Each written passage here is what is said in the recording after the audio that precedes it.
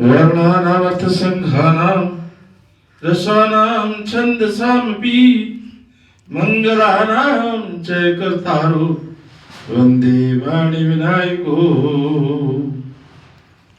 भवानी शंकरो वंदे श्रद्धा विश्वासरूपणो याभ्यां विना न पश्यन्ति सिद्धा स्वान्तस्तिमी सरम। राम श्रद्धे कल्याण की भागी आत्माओं मातृ जनों, बहुत ही सुंदर सत्संग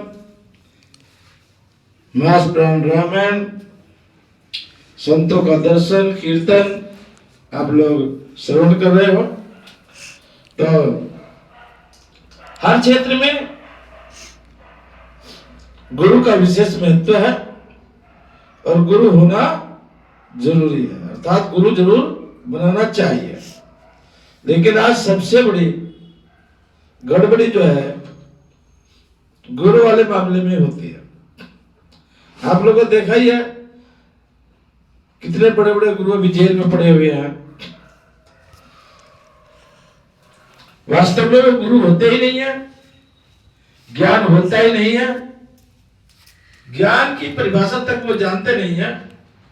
बस भोले भाले भक्तों को, भोले भाले मानवों को बहका के और अपने आप गुरु बन जाते हैं, उनको शिष्य बनाते रहते हैं। किसी का नाम लेना ठीक नहीं है।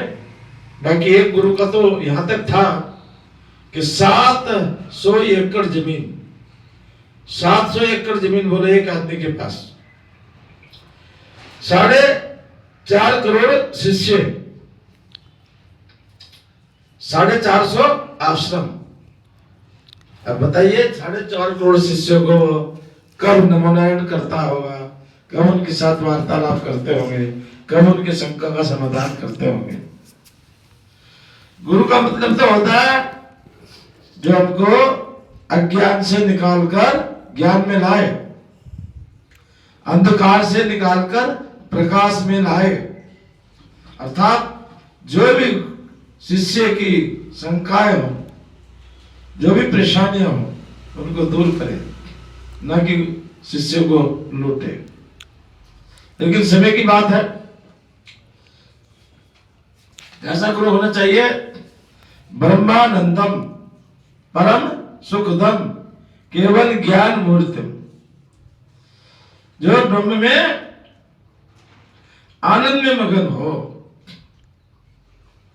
अत्यंत सुख देने वाले शुद्ध ज्ञान की मूर्ति और सुख दुखादि इंद्रियों से रहित हो, आकाश के समान निर्लेप तत्वमसि आदि वेद वाक्य से जानने योग्य, अद्वितीय नित्य शुद्ध कूटस्थ सब देहधारियों की बुद्धि का शांति रूप भाव और पदार्थों से पृथक पृथक सात्विक तीनों गुणों से रहित हो, उस सदगुरु को मैं नमस्कार करता हूं। ब्रह्मानंद परम सुखदम केवलम ज्ञान मूर्तिम द्वंद्वातीतम गगन सदृशम मेघवर्णम शुभांगम एकम नित्यम विमल वचनम सर्वदी साक्षी भूतम भावातीतम त्रिगुण रहितम सद्गुरुम त्वम नमामि। अब आम जनमानस में या जो भी भोले भाले भक्त हैं, उनको ये पता नहीं कि गुरु बनाना किसको है। वो एक दूसरे से सुनकर पूछकर ऐसे बिना जाने अनजाने में गुरु बना लेते हैं।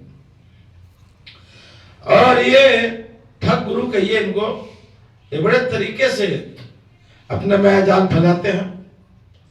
अपने कुछ आदमी जो है जनता के बीच में भेज देते हैं, उनको पैसा देते हैं, अर्थात एक तरह से दलाली वाला हाथ है इनका। तो इस तरह से लोगों को फंसा करके और अपने आप गुरु बन के बैठ जाते हैं। ऐसे ही गुरु समाज का भी नाश करते हैं, विनाश करते हैं, और इस जो ये हमारा मार्ग है, अध्यात्म मार्ग, इसको भी बर्बाद कर देते हैं। हाँ, तो जिस गुरु की मैं बात बता रहा था, आप सभी जानते ही हो, मुकदमे चले और अभी जेल में ही है। क्या किया?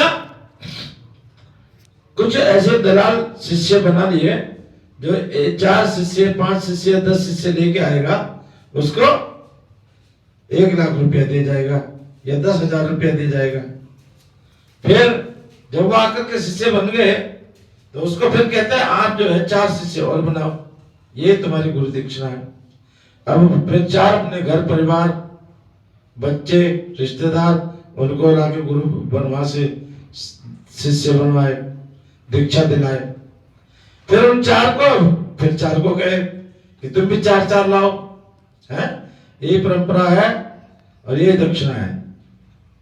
और ऊपर से एक लाइन चलती थी कि कोई गुरु बनाने का, गुरु दीक्षा देने का कोई रुपया पैसा नहीं लेते। और दूसरा कह रहे जब तुम शिष्य बन गए, हम तुम्हारे गुरु बन गए, तो जो भी तुम्हारा है सर्वस्व हमारा हो गया। इस तरह से जाल में फंसा के और उनकी जमीन की रजिस्ट्रियां, अब तो सब कुछ तुम्हारा है, यहीं रहो, यहीं खाओ, आश्रम में अपने, और सबकी रजिस्ट्री अपने यहां। इस तरह से 700 एकड़ जमीन, 700 एकड़ जमीन पर कब्जा कर लिया। अब टीवी पे आप लोगों ने भी देखा होगा, एक टमाटर को 1,000 रुपए में बेच देते थे, एक लौकी को 1,000 रुपए में बेच देते हैं। हाँ, भगत लोग, दलाल लोग होते बीच में। हाँ, गुरु के हाथ के, गुरु के खेत, गुरु ने खेत में उगाई है, गुरु ने खेत में उगाई है टमाटर, गुरु ने खेत में उगाई लौकी, है, 1,000 में। आम भोला मानस समझता नहीं था, वो दलाल लोग इस तरह से करके और वो सब करोड़पति बना दिया। करोड़पति का अरबपति जी।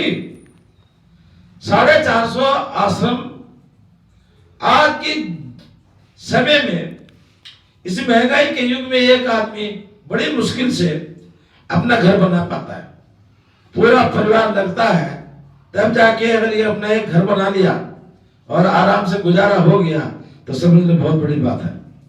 और वो 450 आश्रम है, 450 आश्रम बना दिए। यहां भी मैंने देखा एक को, उसको चिता रहे कि यहाँ आश्रम बन रहा है, आप जो है इसमें अपना योगदान दो। और माता जी थी, माता जी कहने लगी मैंने 2 साल से नींव भरी पड़ी है महाराज जी, और अभी तक हमारा घर ही नहीं बना, हमारा ही मकान नहीं बना। कह रहे नहीं, तुम्हारा भी बन जाएगा गुरु महाराज के कृपा से, पहले यहाँ दे दो। मैं वहीं बैठा था, सुनता रहा, लेकिन माता जी बड़ी चतुर थी, उसने कहा जब हमारा बन जाएगा घर तब हम सोचेंगे। हैं, 100, 200, 500 कमरे बना लिए, संतोष नहीं हो रहा। दूसरों का संतोष का पाठ पढ़ा रहे हैं, और जिसका अपना एक कमरा भी नहीं है उसको ही ठग रहे हैं।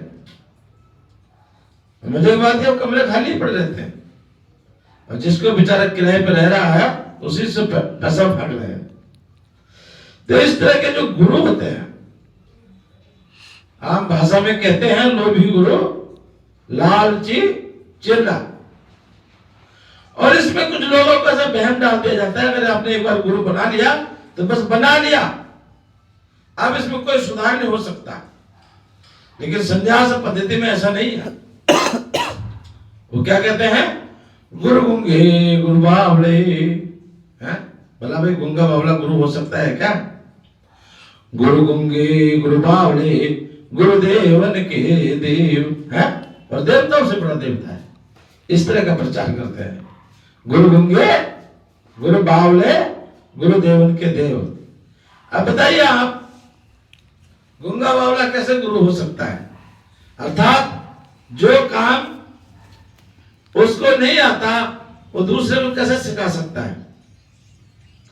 आपको